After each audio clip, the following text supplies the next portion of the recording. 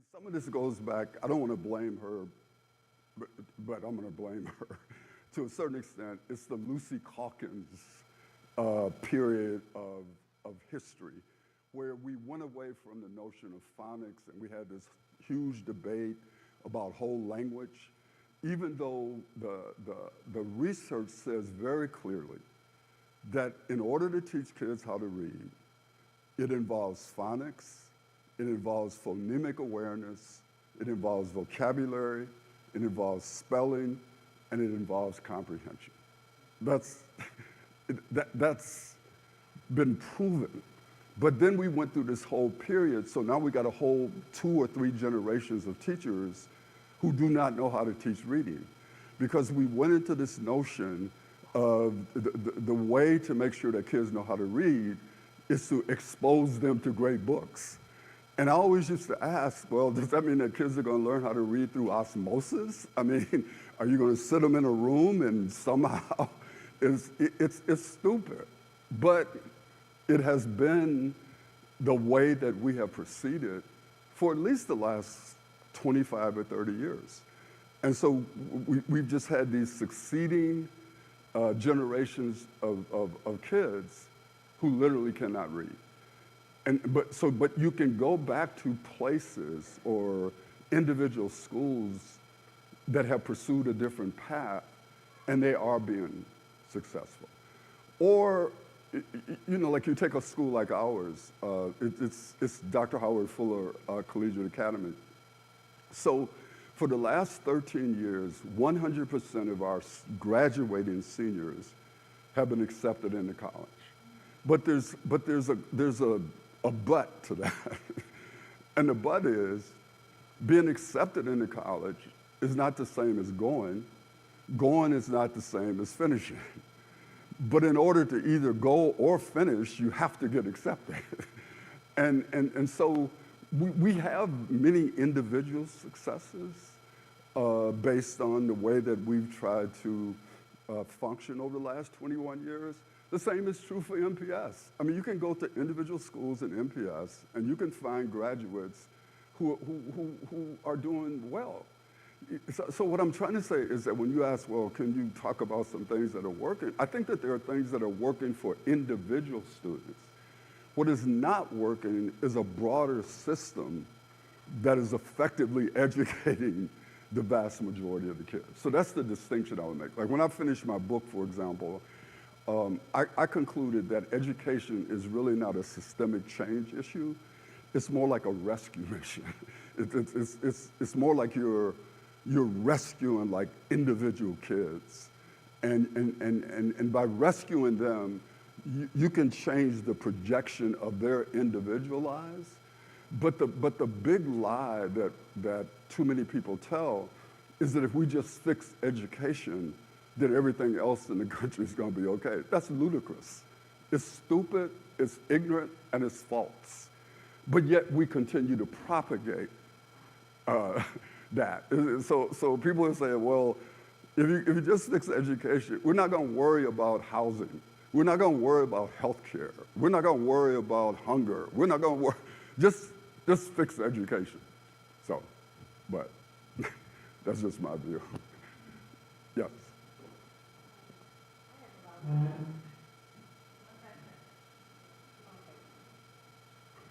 I'm dating myself, but I worked in the education system while the Chapter 220 program was going on. Mm-hmm. Now, in theory, it shouldn't be necessary. But I also saw benefits, and I'd like to hear what you have to say about, because you were active during that time, too. Yeah. First of all, the thing about Chapter 220, first of all, most people don't ever even know how we even got to Chapter 220. And so I'm going to take a minute to explain that. How we got to Chapter 220 is Dennis Conta, who's a friend of mine, was a state legislator. So Dennis came up with this idea to create an East Shore school district. Because over the years, there have been many efforts to like break up MPS. And it'll come again, trust me. Somebody's gonna wake up one day, oh, we need to break up MPS. So Dennis had this idea of creating an East Shore school district. It was going to be Shorewood, Whitefish Bay, and then he was going to cut off a number of schools from the Milwaukee Public Schools, like Riverside, elementary schools over on the east side, and create this East Shore School District. I actually have the bill on my computer. It's called the Conta Bill. So when Dennis got that up to the legislature, of course, people said, no, we're not going to do that. The compromise was Chapter 220. And what most people don't realize is Chapter 220 had two elements: intra-school district transfer and inter-school district transfer. Most people focused on inter.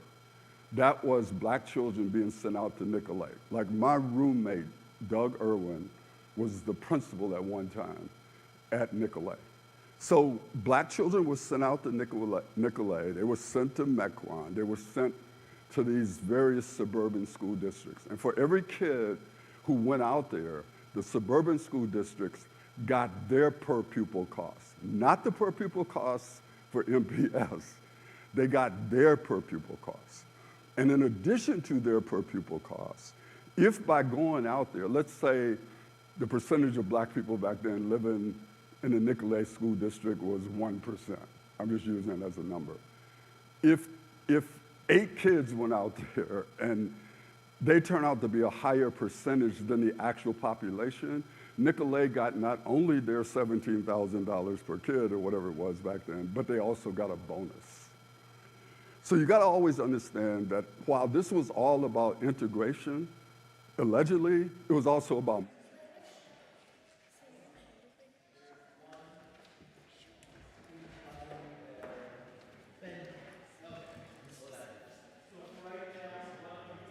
for right now, but it will be Ben at some point.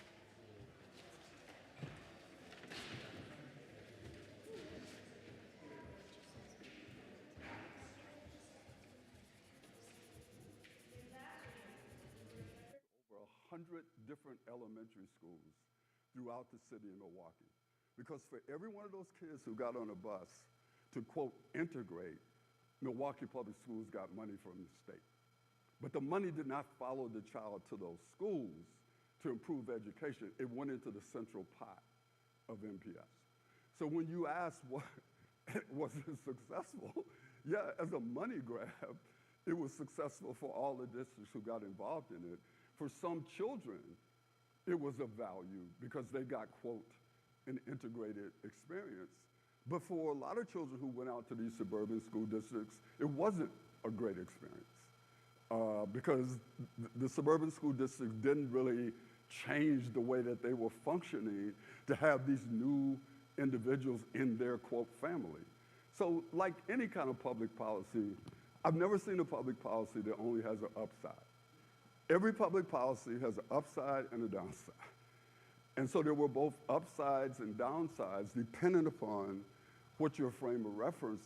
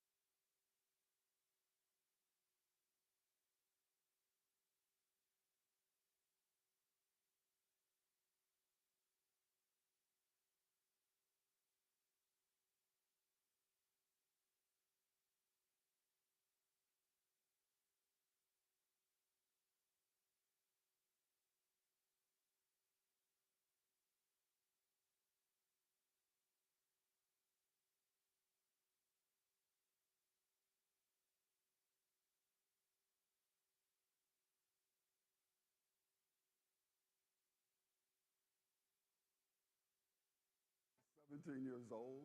And the way I would describe the experience is it's like living in two worlds and not being in either one. And so those students likely had that same type of experience because you're out there trying to figure out, okay, how do I deal with all these white people? And you know, they're talking about they don't understand what you're saying, why you got a mustache. I mean, there's all of this stuff, right? And so you're trying to figure out, okay, how am I going to live in this world?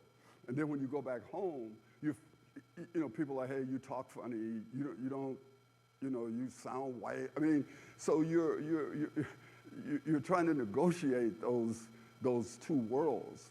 And while it may seem to be great at a policy level, I think what you're trying to say is that when you get down to the school level, it's a whole different thing.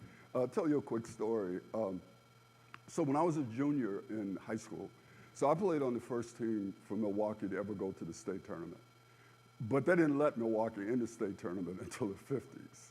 So it's that, you know. So I played for North Division. And so my junior year, we placed like fifth in the city conference. King actually won, but we beat them in the sub-regionals. Our next game was at Shorewood.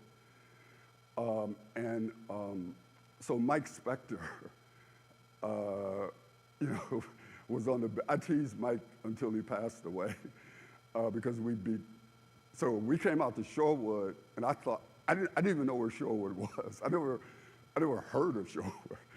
And then we beat Shorewood and we went to the sectionals. And the sectionals are at Whitefish Bay.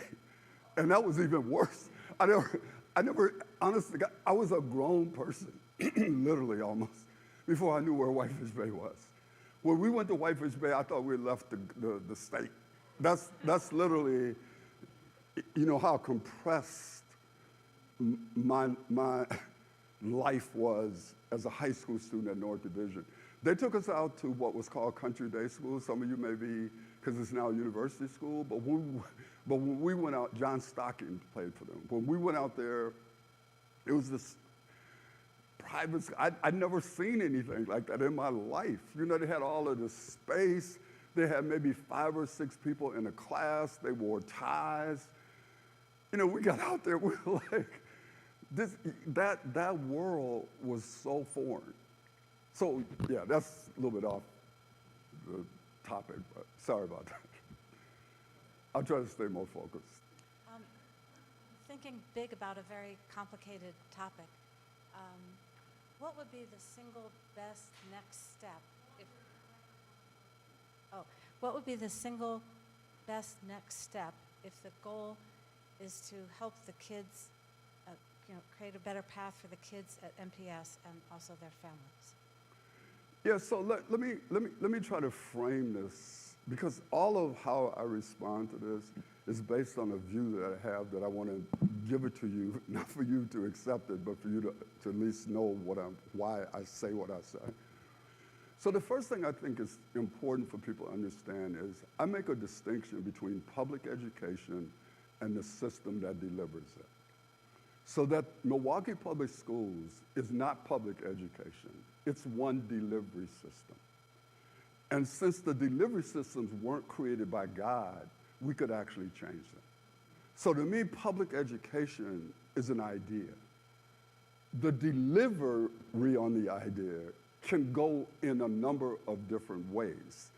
And initially the way it went, if you read Tayek's book, The One Best System, initially it went, we're going to create this one best system. But then over time, but that was really only for poor people. Because for people with money don't care about all of this. Because if you have money and schools don't work for your kids, you're either going to move to communities where they do work. That's how these suburbs didn't always exist, right? A part of this is we got to escape from these cities, and we got to create our own entities out here that will take care of our kids. And so when you got money, you can do that. Or you can put your kids in private schools, or you can get the most expensive tutoring on the planet, or you can do all three. The people who can't do that are poor people. And so poor people have to go where they're sent. And so my view was we need to expand options for low-income and working-class people so that they can have some of the options that people with money have. And so I'm not expecting you all but I'm just trying to get you to understand conceptually how I viewed all this. I had never read Capitalism and Freedom by Milton Friedman. I didn't even know Milton Friedman had written that book until much later in my life, right? So I never approached this from the standpoint of market forces and blah, blah, blah. To me, it was all social justice. It was all, some people got the ability to choose, some people don't. I want to try to give people who don't some of those options, right? And so for me, I've always been a supporter of public education. I just wanted to have multiple delivery systems in trying to make that happen. So for example, when the Milwaukee Pro-Choice Program, because of Polly Williams, when the Milwaukee Pro-Choice Program was passed in 1988, that established the first voucher program in the city of Milwaukee, one of the things you all should know is that one of the last schools to participate in the program was a Catholic school on the far northwest side of Milwaukee. And the reason was because the vast majority of kids who were in that school were white kids whose parents taught in the Milwaukee Public Schools. And these parents didn't want poor black children with their children, even though they got paid to educate poor black children so they could put their kids in private schools. So for me, there's always been hypocrisy around this issue. But there's also been fundamental ideological differences on whether or not any public funds should go to private schools and all that. And I only have a few friends left because I lost friends during this whole thing. But Bob Lowe, for example, is still a close friend of mine. And we don't agree, but he knows I care about kids. And on a given day, I move him a little bit, he moves me, depending upon, sort of how the argument goes. So if you can think about that for a moment, if we were going to adequately serve all the kids in the city, because we have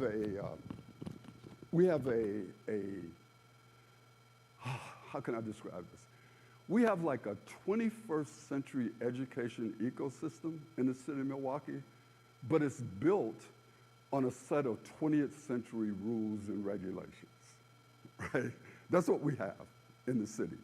So let me take this opportunity, and I hope this will be helpful to you all, to give you some data points to understand. Because what I'm going to say to you is, to me, the one thing that would be important would be to equalize funding. But saying that to you in the abstract doesn't help. So let me try to give you a framework for what I'm saying. Is this helpful to y'all? Because I don't, okay, so I don't want to just be up here. So the first thing I want you to do, because this is a critical policy that's going to have to happen. So right now in Milwaukee, let me go to this first. So, okay. So right now, Milwaukee Public Schools serves this was 23-24 school year, 58,899 kids. Private schools, those that are participating in the Milwaukee Pro-Choice Program, 29,068.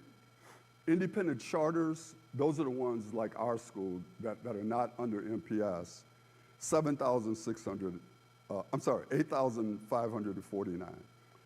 Internal MPS charter schools, 7,601. Private pay students, like say students that go to Marquette High, but they're not there by virtue of voucher, their parents are paying, 2,909. And then home schools, 1,052. Now, the reason I'm giving you those numbers, my last year's superintendent was 95. My last year's superintendent, MPS served 96,525 kids. Okay, you see, so people are still, oh my God, MPS. MPS is no longer the monopoly that it was 30 years ago. You're now dealing with a totally different reality. And so if you go back, and I'm going to give you this number, and you start talking about demographics. In 2006, there was 123,989 elementary and secondary age kids. In 24, it's 108,439.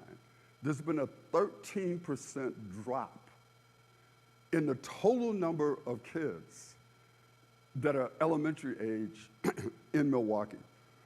By 2030, they expect 19% fewer first graders. Y'all following this? So then you go back and say, oh, okay, but how many buildings are there? Because you got this declining population of kids, right? MPS has 149 buildings. 5 of them are used by non-instrumentality charters, like Milwaukee College Prep, as an example. There's 85 private schools participating in the voucher program in the boundaries of Milwaukee, 85 buildings. There are 21 buildings for independent charters. And then there's like, for partnership schools like Shalom and El Puente and all of that. So here's what I'm saying to you. You have a declining student population. You got all of these school buildings, right? And so if we're going to be effective, because if you say, yeah, but give me some demographics about the children. So for example, 50%, this is for this school year, in MPS, 50% of the kids are black. Charters, 45. Private schools, 48. Latino, 28 MPS, 34% in charters, 34% in private schools.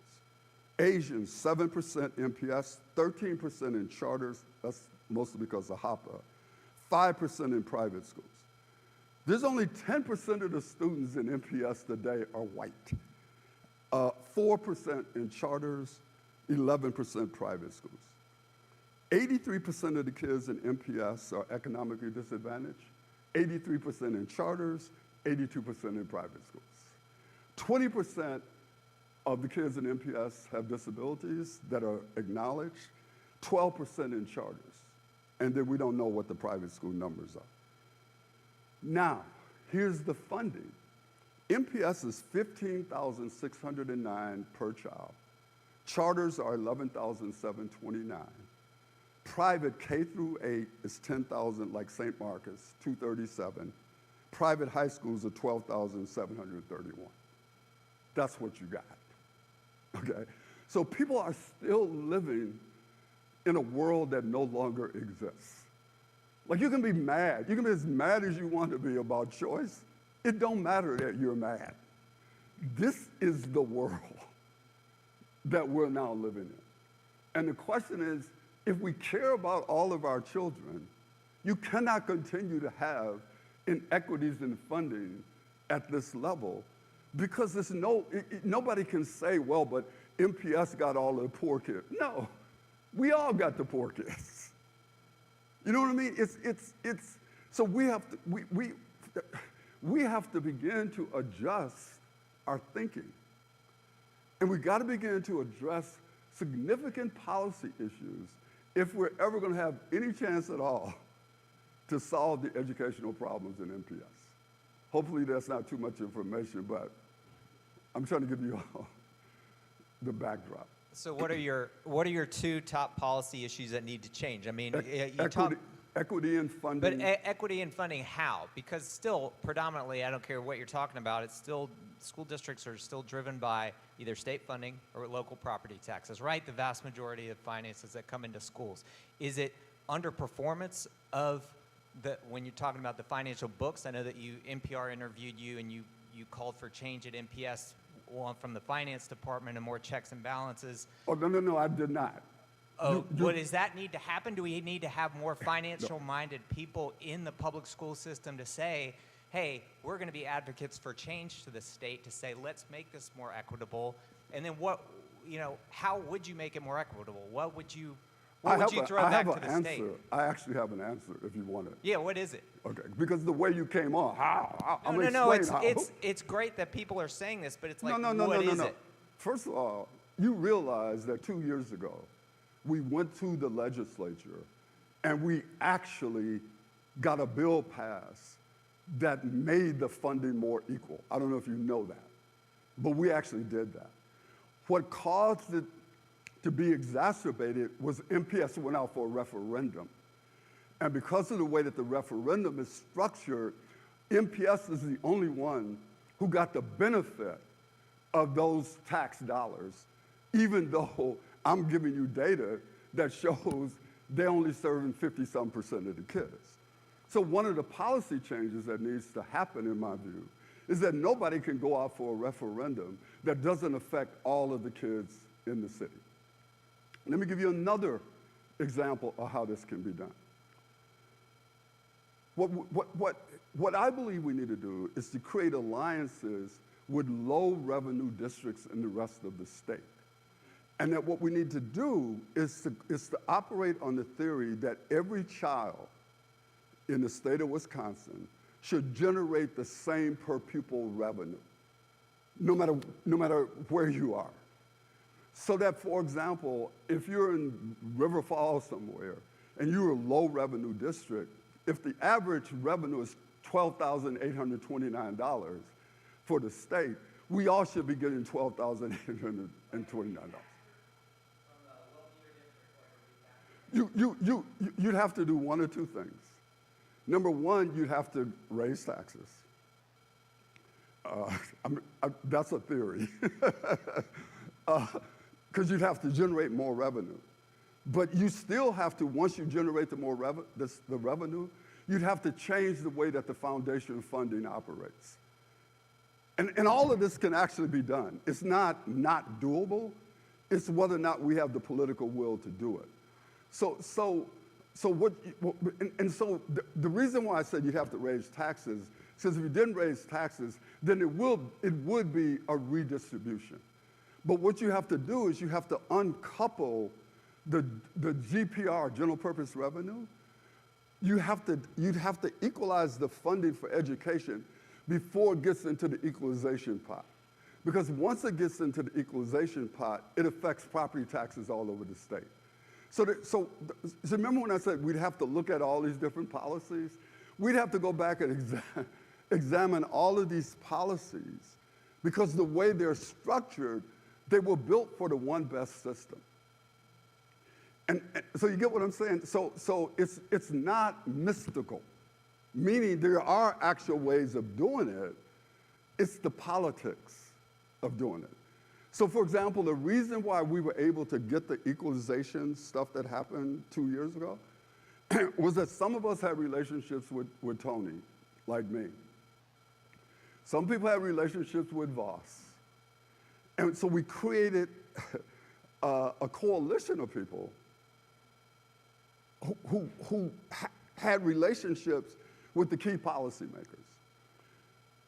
But here's why this happened. The reason why this happened was, number one, we had a $7 billion surplus, right? $7 billion. The deal, because you know how the budget gets passed in the state of Wisconsin? It's through caucus, Democrat. But then at the final days, like if you got a Democratic governor and a Republican legislature, 5 of them get in a room. The governor, Voss, the leader of the Senate, they all get in the room. Because I know this because I work for Tony Earl. And I know how this works. You got to have somebody in the room that's going to go to the mat for your stuff. So when they got in the room this time, Tony Evers wanted a sales tax for the county and for the city. Voss wanted a referendum in order for that sales tax to happen, right? So what Voss said was, look, man, if you let the Common Council and the county supervisors pass the sales tax, they don't have to go to the taxpayers. I'll withdraw my insistence on a referendum. But what you got to do is give private schools and charter schools more money. Tony said, yeah, I'll do that, but you know I got to get something for traditional public schools. We'll give you $1 billion for traditional public schools, which comes out to $325 per student. That's how the deal got struck. Okay? So to do what I'm standing here talking to you about, there's going to have to be some grand bargain, right? Which is actually possible in the state of Wisconsin. It's probably not possible in America, the rest of America, but it's possible in the state of Wisconsin. Is that a fair enough explanation? Okay. I'm not saying any of this is going to happen. So I'm going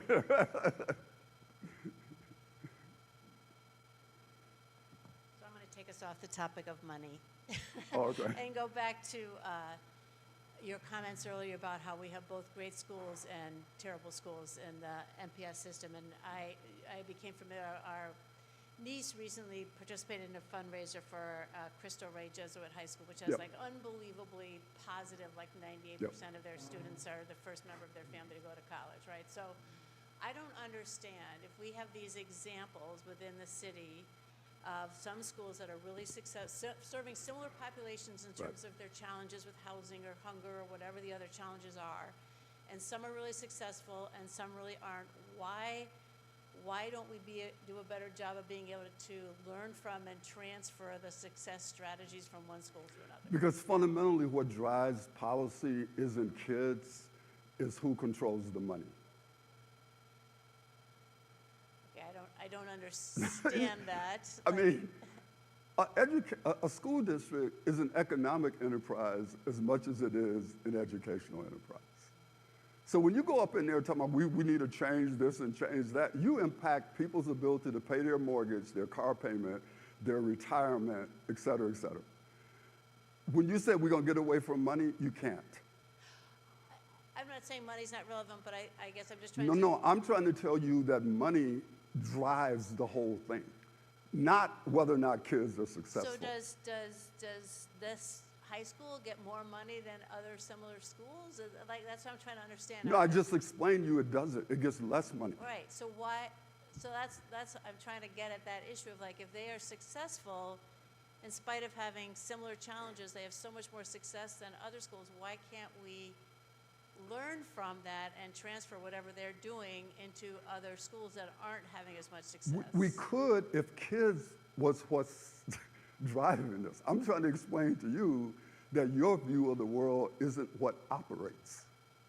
The view that we should just look over here and figure out what works and take that to other places, that makes all the sense in the world from a logical standpoint. This isn't about logic. It's about politics and money.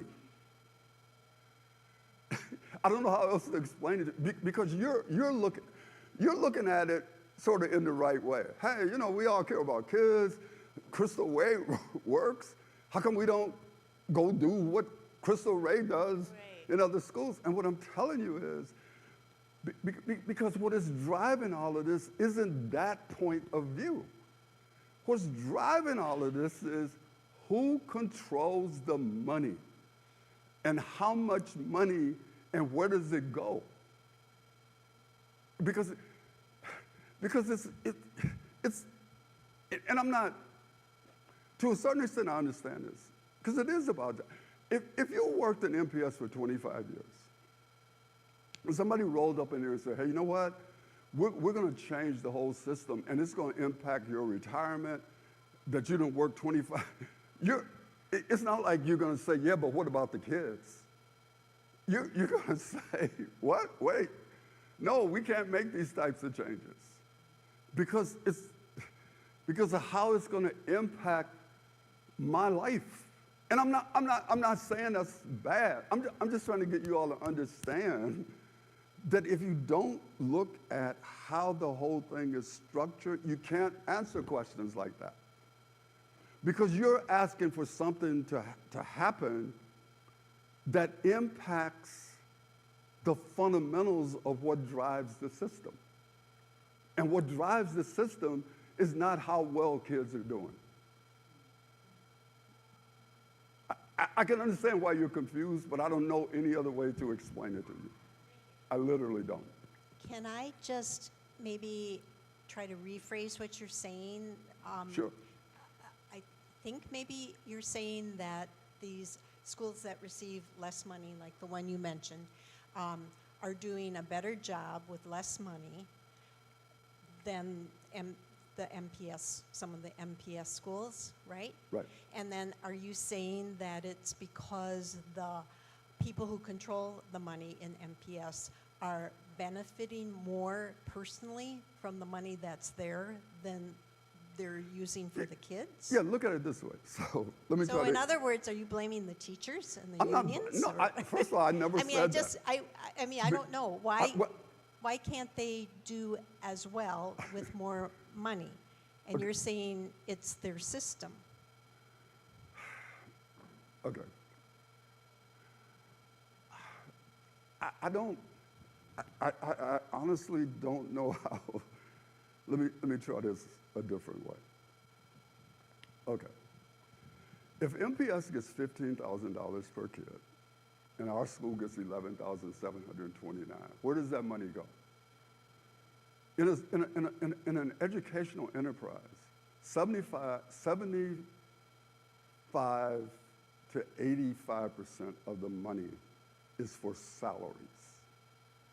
So when you start talking about we need to change programs, what you're talking about is we need to have X numbers of jobs, okay? Now, the reason why our school finds it difficult to be competitive is because it isn't the beginning teacher salaries, it's the veteran teachers plus the benefits, okay? And what I'm trying to say to you all is, if you were to radically change that, you would impact people's salaries and the benefit structure. So Crystal Ray, for example, Crystal Ray has to continually raise philanthropy because the amount of money that Crystal Ray gets just from the state isn't enough to do what Crystal Ray does. So what is happening is Crystal Ray, our school, we're out there constantly raising money because it might actually take $13,000 per child to do what we do in our school, but we only get $11,000 from the state. And so you're constantly making that up by getting philanthropy. You see what I'm saying? And so what I was trying to say to you is that if we had a system that was driven by what works for kids, we'd be functioning in a totally different way. What I'm telling you is that's not what drives the system. What drives it are these dollars that I'm talking to you about and how that money gets distributed. Because you got to remember, the only way that we were able to get the Milwaukee Parental Choice Program passed, which allows Crystal Ray to exist, by the way, is to compromise. And the compromise was on things like the money. Because the union wanted to make sure, and the other people who were supporting the traditional public structure, one way to keep you all weak is to make sure you don't get the same level of funding that we do. These were political compromises that were made in order to get this all started. What I'm trying to say is, yeah, that was back then.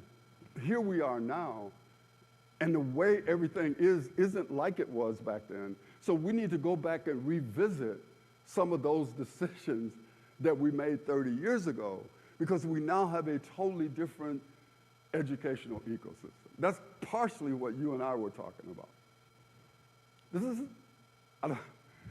We're going to have one last question. I know we could go on for a long time, but one last question. Dr. Fuller, thank you for speaking with us this morning. My kids go to MPS, and we love our school. I think it's an absolute gem. We're really proud of it. And from my perspective, I think one of the things that makes our school successful is that there's a high level of parental engagement. We have more resources than most public schools. We're Maryland Avenue Montessori. We're on the east Oh, side. so Cynthia used to So be the principal there, right? Oh, cool. Yeah. So I guess from my perspective, I've always felt that poverty was really the core issue, that kids who come from impoverished backgrounds, their parents are working or for different reasons aren't as able to be as engaged or involved. When I look at MPS, I see that they're providing so many things to the students: meals around the clock, washing machines to do clothes. So many people seem to be invested in working really hard, but can they overcome the challenges that are just presented by poverty? That kids either don't have the support or they don't have the resources. And sort of to distill my question, it sounds to me like what you're saying is it's not really that poverty is the issue so much as it's the politics and it's the money and the people who are controlling those things. Is that? No, it's both. It's both. Okay. It's both. You see, I would be an idiot to stand up here and tell you, it doesn't matter if a kid slept in a car the night before, just educate them. That's stupid. I'm many things, I'm not stupid. And I clearly understand there are things that are happening to kids before they ever get into the building that impacts the ability of teachers, well-meaning teachers, to do their job as teachers. So you cannot have a society. That's what I meant when I said this argument about let's just fix schools is a false argument. You can't have a society where kids come to school hungry, kids don't have adequate housing, kids don't have adequate medical care, kids face violence in their homes and in their communities every day. You cannot have a society like that and just say, go to school. You know what I mean? But you have to be careful when you say that, because I'm not saying that we can't do anything in schools, because you do have schools that are being, quote, successful with that population, but it's relative success, right? And some schools have much more, they have larger numbers of kids, for example, who bring all of these problems, you know, like into the building with them, right? And so the tasks that teachers have in those buildings are much more difficult than the tasks that teachers have who are in buildings where there may be fewer kids who bring all of those problems into the building every day. So I don't want to leave the impression, because I was focused on one part of it, which had to do with the money.